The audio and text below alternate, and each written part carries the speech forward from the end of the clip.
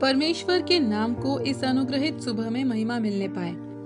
भजन 144 और उसके 15वें वाक्य में हम इस प्रकार पढ़ते हैं, तो इस दशा में जो राज्य हो वह क्या ही धन्य होगा। जिस राज्य का परमेश्वर यहोवा है वह क्या ही धन्य है।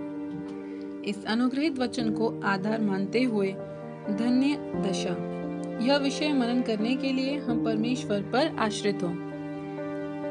हमने जो वचन पढ़ा उसमें लिखा है, इस दशा में जो राज्य हैं वे धन्य हैं। जिस राज्य का परमेश्वर यहोवा है वह क्या ही धन्य है। जी हाँ, जिस राज्य का परमेश्वर यहोवा है उस राज्य की स्थिति का वर्णन 12वें वचन से किया गया है।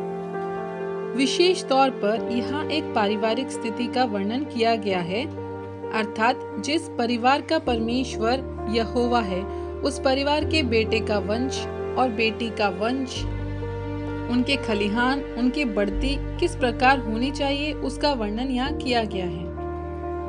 हमारे बेटे जवानी के समय पौधों की नाई बड़े हुए हों और हमारी बेटियां उन कोने वाले पत्थरों के समान हो जो मंदिर के पत्थरों की नाई बनाए जाएं, अर्थात कोने वाले पत्थर इमारत को खड़ा रखते हैं और नक्काशी किए गए पत्थर इमारत की खूबसूरती बढ़ाते हैं। उसी प्रकार एक परिवार की सुंदरता वहाँ की बेटियों का अच्छा स्वभाव और अच्छी आदतें हैं। 13वें पद में, जब हमारे खत्ते भरे रहें और उनमें भांति भांति का अन्न धरा जाए और भेड़ बकरियां हमारे मैदानों में हजारों बच्चे जनें। हाँ मेरे प्रियों, जिस भवन का परमेश्वर यहोवा है उस भवन में निश्चित रूप से बढ़ती है। संचय करके रखने के लिए यह बढ़ती नहीं, परंतु उसे खर्च करने के लिए, जिनके पास नहीं है उनको देने के लिए और उनका सब कुछ होने के लिए है। उसके 14वें वचन भी धन्य अवस्था का एक दूसरा पहलू है। जब हमारे बैल खूब लदे हुए हों, जब हमें ना विघ्न हो और ना हमारा कहीं जाना हो और ना हमारे चौकों में रोना पीटना हो।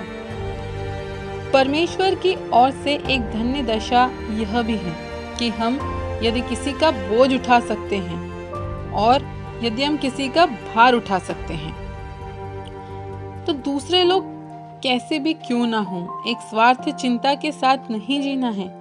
परिश्रम करने की एक आदत के साथ जो अपना भार नहीं उठा सकते उनका बोझ उठाते हुए अनुग्रह का अनुभव करने के लिए दूसरे लोगों को अनुग्रहित करने वाली एक भाग्यपूर्ण दशा में हम बने रहें।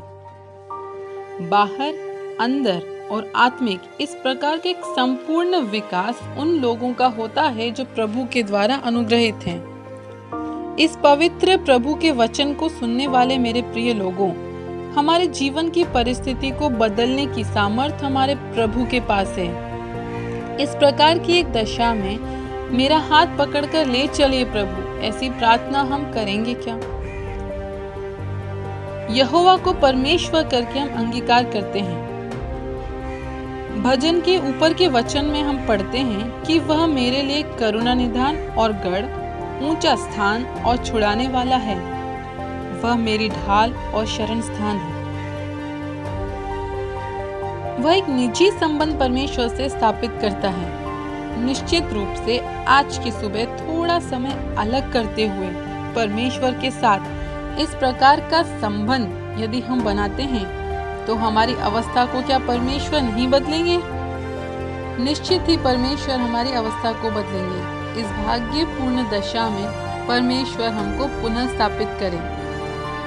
आंखें बंद करें, प्रार्थना करें। पवित्र परमेश्वर, इस सुबह टूटे हुए परिवार के नियमों में आपका हाथ कार्य करे। हम जो आपके लोग हैं, मन फिरा के जब वापस लौटेंगे तो हमारा वंश, हमारा भवन संपूर्ण तौर से अनुग्रहित बने। इस विश्वास के साथ हम इस वचन की जोर से घोषणा करते हैं प्रभु यीशु के नाम में, आमीन।